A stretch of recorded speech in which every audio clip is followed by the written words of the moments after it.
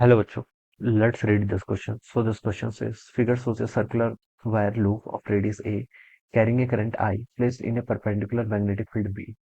ये पार्ट में पूछा देखिए, consider a small part dl of the wire. Find the force on this part of the wire exerted by the magnetic field.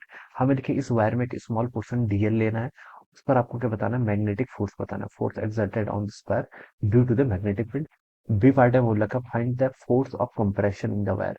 आपको यहाँ पर compression का फोर्स भी इस क्वेश्चन में क्या करना है, कैलकुलेट करके बताना है. ऑलराइट, तो चलिए बच्चों, अब हम इस क्वेश्चन को क्या करते हैं, स्टार्ट करते हैं. So we can write down the key concept of this question.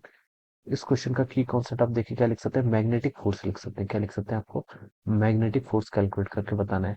एक करंट कैरिंग एलिमेंट है जिसको हमने किसी मैग्नेट एक्सटर्नल मैग्नेटिक फील्ड में रखा है, तो उसके कारण क्या लगेगा, उस पर मैग्नेटिक फोर्स लगेगा, और वो मैग्नेटिक फोर्स हमें यहाँ पर कैलकुलेट करके बता रहे हैं. ऑलराइट, अब देखिए बच्चों, ये आपके पास जैसे कोई एक सर्कुलर वायर है, जिससे सर्कुलर वायर लूप जिसकी रेडियस आपको कितनी गिवन कर रखी है, एक इक्वल गिवन कर रखी है. ऑलराइट, अब देखिए बच्चों, इस पर आपके कौन कौन से फोर्स लेंगे, सबसे पहले हमें देखना है. ऑलराइट, तो देखिए हम क्या करते हैं, इस पर एक स्मॉलर एलिमेंट क्या कर लेते हैं, एज्यूम कर लेते हैं.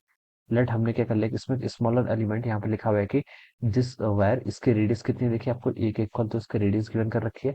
Circular wire loop of radius A and carrying a current I, और इस पर आपकी आई करंट फ्लो कर रही है. Let this is the I current flowing placed in a perpendicular magnetic field B. Magnetic field देखिए आपका इस तरीके से है.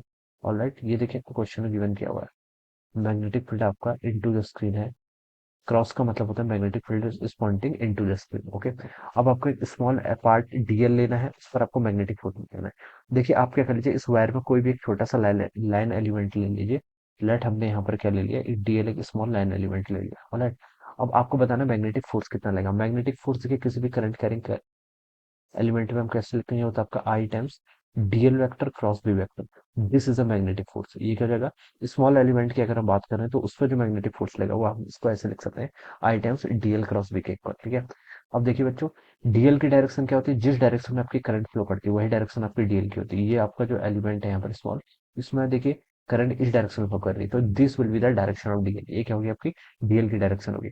तो आपको क्या करना है, राइट हैंड लेना है. राइट हैंड की देखिए जो फिंगर्स हैं, फिंगर्स को डीएल की तरफ रखिए. ठीक है, जबकि फिंगर्स ने देखिए उसको ऐसे क्या कर लीजिए, राइट हैंड के से डीएल की तरफ रखिए. ठीक है, और इसको आप कर्ल कीजिए किस डायरेक्शन में, मैग्नेटिक फील्ड के डायरेक्शन में. डीएल क्रॉस बी है ना, तो डीएल की तरफ फिंगर्स को रखना है and then curl it towards B. B क्या है, मैग्नेटिक फील्ड किस डायरेक्शन में है, इनटू द स्क्रीन है. तो अगर हम अंदर की तरफ देखिए इसको कर्ल करेंगे, तो जो आपका थंब है वो किस डायरेक्शन में पॉइंट कर रहा है, आपका थंब देखिए ऐसे इनसाइड आ रहा है, जो लूप है लूप के सेंटर की तरफ आ रहा है. तो हम बता सकते हैं जो आपका मैग्नेटिक फोर्स होगा वो किस डायरेक्शन में लग रहा है, आपका क्या लग रहा है, आपका मैग्नेटिक फोर्स जो है वो towards the centre of the coil. किस डायरेक्शन में लग रहा है, towards the centre of the coil लग रहा है. ओके, तो हम ये बता सकते हैं. और देखिए डीएल और बी, बी आपका क्या है, मैग्नेटिक फील्ड. ठीक है, लेंथ एलिमेंट और मैग्नेटिक फील्ड एलिमेंट के बीच में देखिए एंगल कितना है, 90 डिग्री का है. तो हम लिख सकते हैं साइन 90 कितना हो जाएगा, देखिए डीएल क्रॉस बी को हम लिख सकते हैं डीएल बी साइन थीटा, और थीटा कितना यहाँ पर 90 डिग्री का इक्वल है. तो ये आपका सिंपली हो जाएगा आई टाइप्स डीएल बी. ठीक है, साइन 90 की वैल्यू क्या हो जाएगी, 1 हो जाएगी. तो this will be the magnetic force. ये क्या है, आपका स्मॉल मैग्नेटिक एलिमेंट पे जो आपका स्मॉलर करंट कैरिंग एलिमेंट है उस पर जो आपका मैग्नेटिक फोर्स है वो इतना आ जाएगा. So this would be the answer of this question. ये क्या हो जाएगा आपका, ये क्वेश्चन के पहले पार्ट का आंसर हो जाएगा. मैग्नेटिक फोर्स बोला था तो हमने मैग्नीट्यूड फाइंड आउट कर लिया. और डायरेक्शन क्या होगी, डायरेक्शन होगी इसकी टुवर्ड्स द सेंटर. डायरेक्शन क्या होगी, towards centre of the coil. Right, towards centre of the towards centre of the coil. This will be the direction of the magnetic force. ये क्या होगी, मैग्नेटिक फोर्स की यहाँ पर से डायरेक्शन रहेगी. अब देखिए बच्चों, बी पार्ट की मूव करते हैं.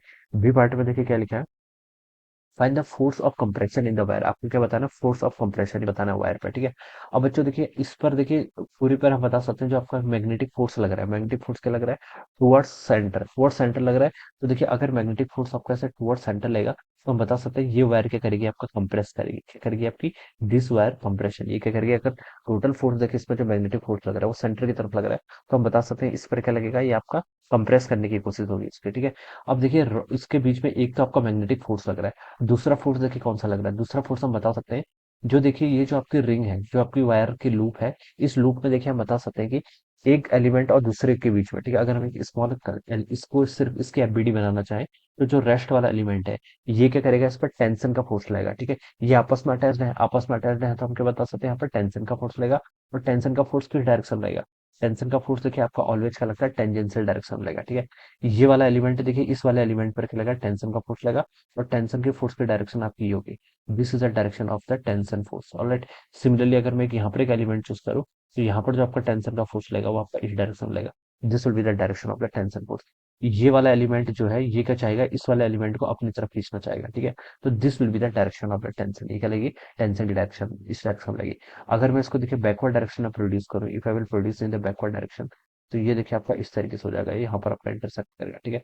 और ये टेंजेंशियल है, तो हम बता सकते हैं कि जो सेंटर है, सेंटर के साथ ये कितना डिग्री का एंगल बनाएगा, it will make an degree angle of 90 degree, 90 degree का एंगल बनेगा, ठीक है। अगर ये आपका टेंजेंशियल है तो, ठीक है, ये बता सकते हैं। अब देखिए अब क्या कर लीजिए, इन दो पॉइंट्स को यहाँ पर से ऐसे कनेक्ट कर लेते हैं, ठीक है। We have connected this two points, ये दो पॉइंट्स को अगर हम यहाँ पर से कनेक्ट कर लेते हैं, ठीक है। और ये एंगल देखिए बच्चों कितना होगा, ये एंगल अगर हम यहाँ पर थीटा एज्यूम कर लेते हैं, लेट दिस एंगल थीटा, ये एंगल थीटा होगा, तो बच्चों बता सकते हैं ये एंगल कितना होगा, ये एंगल 90 है, तो ये एंगल कितना होगा आपका टोटल 90 माइनस थीटा के इक्वल रहेगा, this angle will be 90 minus theta. इस डायरेक्शन में तो देखिए बच्चों क्या लग रहा है, this is a tension vector, ये आपका टेंशन वेक्टर है, this this is again our tension vector, ठीक है। तो अगर मैं इसके यहाँ पर परपेंडिकुलर ड्रॉ कर दूं, दिस इज अ परपेंडिकुलर, अगर मैंने परपेंडिकुलर ड्रॉ कर दिया, ये एंगल देखिए कितना आपका 90 minus theta, this angle is 90 minus theta, तो बता सकता हूँ कि ये एंगल कितना होगा, फिर थीटा के इक्वल होगा। Similarly this angle is also equal to theta, ठीक है। अब इस टेंशन के देखिए आप कंपोनेंट लिख लीजिए, एक कंपोनेंट देखिए टेंशन का इस डायरेक्शन में आएगा, जिसे मैं क्या लिख सकता हूँ, this is T cos theta, ठीक है। और एक कंपोनेंट टेंशन का इस डायरेक्शन में आएगा, this is T sine theta, ये कितना होगा आपका टी साइन थीटा। सिमिलरली इस टेंशन के भी दो कंपोनेंट आएंगे, एक कंपोनेंट इस डायरेक्शन में आएगा, this is T cos theta, और एक इसी डायरेक्शन में जाएगा, वो भी टी साइन थीटा होगा। तो दोनों आपका ऐड होकर कितना हो जाएंगे, टू टी साइन थीटा के इक्वल हो जाएंगे, ऑलराइट।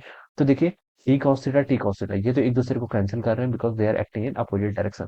लेकिन टुवर्ड्स एक जो इसके कारण जो नेट फोर्स आ रहा है वो कितना आ रहा है, टू टी साइन थीटा, और किस डायरेक्शन में आ रहा है, टुवर्ड्स द सेंटर आ रहा है, किस डायरेक्शन में आ रहा है, टुवर्ड्स द सेंटर। तो बता सकता हूँ कि जो टू टी साइन थीटा है, देखिए एक तो फोर्स आपका अभी हमने देखा था कि जो मैग्नेटिक फोर्स लग रहा था इसमें, वो भी टुवर्ड्स सेंटर लग रहा था, और ये two T sine theta, this is also acting towards centre. तो ये दोनों फोर्सेस क्या करेंगे, एक दूसरे को बैलेंस करेंगे। तो हम देख सकते हैं, देखिए टू टी साइन थीटा किसके इक्वल होगा, मैग्नेटिक फोर्स के कारण। मैग्नेटिक फोर्स देखिए स्मॉल एलिमेंट में कितना था आपका, I times D L into B के इक्वल, कितना था, आई डी एल बी के इक्वल, ठीक है। अब देखिए ये जो थीटा होगा, हम एक स्मॉल एलिमेंट की बात करें तो थीटा क्या होगा, थीटा आपका बहुत स्मॉल होगा, थीटा क्या होगा आपका बहुत स्मॉल होगा। तो साइन थीटा को मैं सिंपली यहाँ पर से थीटा लिख सकता हूँ। अगर साइन थीटा देखिए स्मॉल एंगल अप्रोक्सीमेशन से हमें पता है कि sine theta can be written as theta if theta is very small, ठीक है।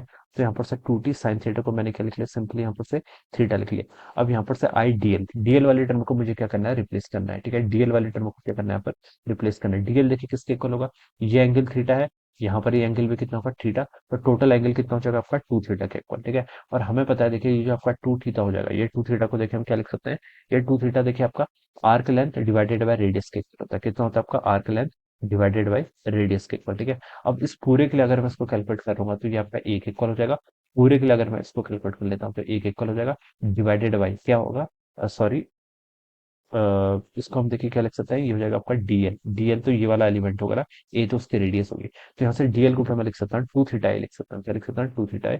तो two theta, sorry two theta times, इसको हम क्लियरली लिख लेते हैं, ये टू हो जाएगी आपकी टू थीटा टाइम्स ए के इक्वल हो जाएगा, कितना, टू थीटा टाइम्स ए के इक्वल, ठीक है।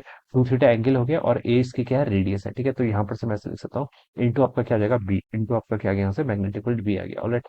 अब इसको देखिए हम यहाँ पर से सॉल्व करते हैं। थीटा से देखिए आपका यहाँ पर थीटा कैंसिल हो गया, टू से बच्चा आपका यहाँ पर क्या हो गया, टू कैंसिल हो गया।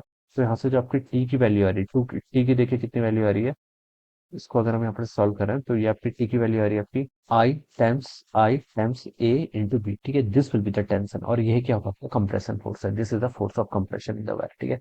तो ये क्या हो जाएगा बच्चों, इस क्वेश्चन का अपना आंसर हो जाएगा, this will be the answer of this question, alright. So I hope you all understood this concept, all the best and thank you so much.